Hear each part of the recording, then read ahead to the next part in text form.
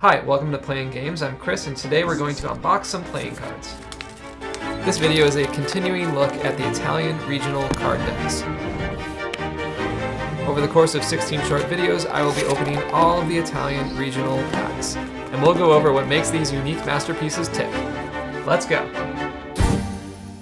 Today we're going to open the Venetian TREVISANE card deck. So TREVISANE, this is a very important deck because it comes from Venice, the Trento region. There are card makers there. Venice is super important in the story of cards because that's where merchants would have met each other. You'd have the Italian Venetian merchants meeting Muslim Egyptians, and they would have had suited playing cards.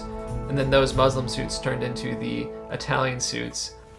So here they are. This is the TREVISANE deck here by Del Negro. I don't know if you can read this, but it says Treviso. It's a little confusing, but TREVISANE means from Treviso. This card maker, Del Negro, is located in Treviso. So this would be the regional card deck for the company that makes these regional cards. To make things even a little more confusing, Treviso is from the Veneto region where Venice is located. So these are sort of the deck from Venice, but there's a town called Treviso just sort of northwest of Venice, and that's where these cards are made, and that's the region they're supposed to come from. And to make it even just a little more confusing, their competitors, Modiano, have a Trevignane. They are basically the same deck. So let's open it up already. So here we have another North Italian suited card deck. Some might say there are too many of those, but this one is unique. Let's move on to the aces, and what makes this deck more interesting than a lot of the other Italian packs. Each ace in the Del Negro deck has a unique proverb. The Modiano deck currently has 3 proverbs, with the ace of coins being blank instead. Here on the Del Negro deck, we see non val saper a chi ha fortuna contra, meaning there is no value in knowing who is unlucky. Get it? Value. The coin suit is the suit of wealth and value. I suppose this proverb means that even unlucky people can win at cards, so don't count on their unluckiness as a weakness.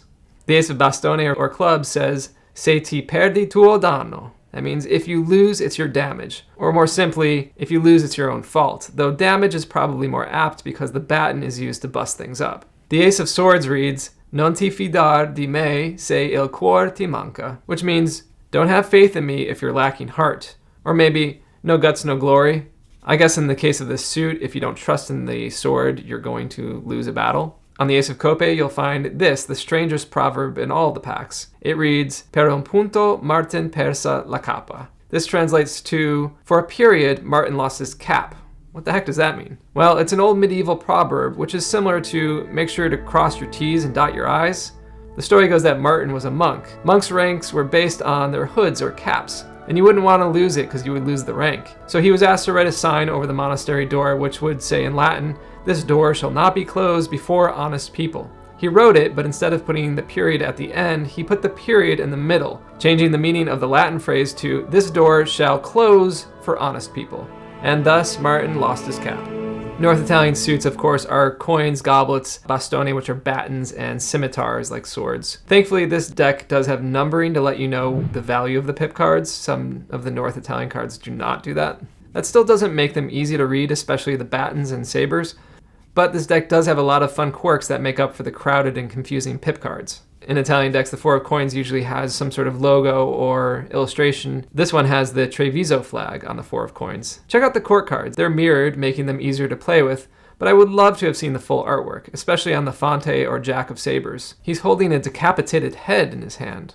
Vicious. What's the story behind that? Anybody know? Let me know in the comments if you do.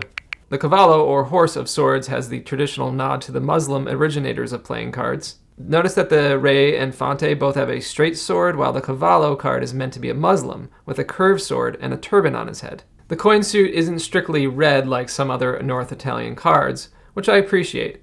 The Ace of Coins is the lead card, showing an open spot for a stamp tax. The 4 of Swords has a simple woman holding garland. She reappears on the 6 of Sabers with a basket and a flower.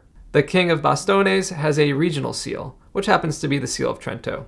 There's also a touch of the Greek pantheon in this deck. The 2 of Sabers has Hermes in it. He's the god of travelers, merchants, and thieves, which sums up card players nicely. On the Modiano deck, if you flip over the cards, we have the Greek god Athena, or Pallas, who's represented by the Queen of Spades in the French suited cards. She also looks like the Fortitude card found in some tarot decks. The psychopathic Fonte of Swords is holding a severed head, who like himself has two-toned hair. I think both the Del Negro brand and the Modiano brand are quite nice for this region, but the Del Negro brand is nicer, which makes sense because it's their home turf. I was 11 years old on a trip with my dad when I bought my first Venetian pack of cards in Venice. I was so confused by the battens and sabers that I really never played with them, preferring to use the Piacentine deck instead. I respect them much more now, and I would love to learn Madrasso Tropolo with them. I want to give a shout out to Treviso and the card makers at Del Negro. Thank you for keeping Italian regional cards alive. They're such a joy to have, and for all their strange quirks, there's just nothing like them. Keep it up, and I'll keep playing. Information is scarce when it comes to regional decks, so if you're from the Veneto region or you know a lot about this deck, or how to play Venetian games, please share what you know in the comments, and I'll do my best to keep that knowledge alive. This is just one of Italy's many regional decks, and you can see all the others right here on Playing Games.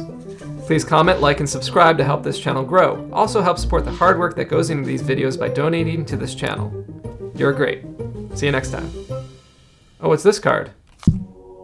Now that is a proverb that makes a lot of sense.